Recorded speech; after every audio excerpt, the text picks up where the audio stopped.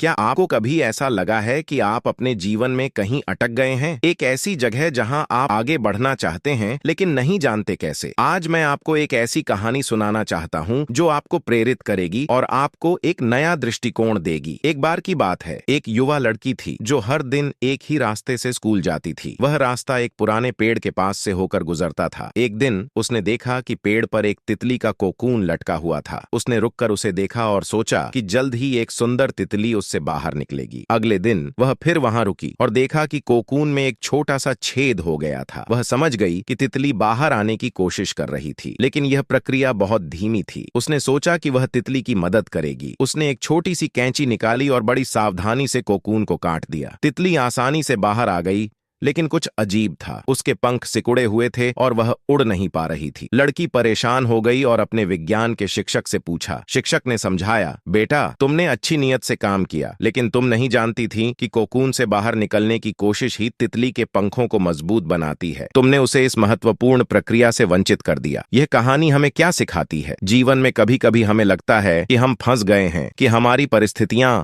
हमें रोक रही हैं, लेकिन वास्तव में ये संघर्ष ही हमें मजबूत बनाते हैं। हर चुनौती एक अवसर है सीखने का, बढ़ने का। तो अगली बार जब आप किसी कठिन परिस्थिति में हों, तो याद रखें, यह आपको मजबूत बना रहा है। इसे स्वीकार करें, इससे सीखें और आगे बढ़ें। और अगर आप चाहते हैं कि आपका दृष्टिकोण और भी सकारात्मक हो, तो मैं आपको सुझाव दूंगा कि आप the power of positive thinking by Norman Vincent Peale पढ़ें। यह किताब आपको सिखाएगी कि कैसे हर परिस्थिति में सकारात्मक रहा जाए। इस किताब को आप स्टोरीटेल ऐप पर ऑडियो बुक के रूप में भी सुन सकते हैं। और अगर आप अभी स्टोरीटेल को डाउनलोड करते हैं तो आपको 30 दिन का फ्री ट्रायल मिलेगा। बस नीचे दिए गए लिंक पर क्लिक करें और अपने जीवन को बदलने वाली इस यात्रा की शुरुआत करें। याद रखें, हर चुनौती एक अवसर है। अपने पंखों को मजबूत बनाइए और उड़ान भरिए।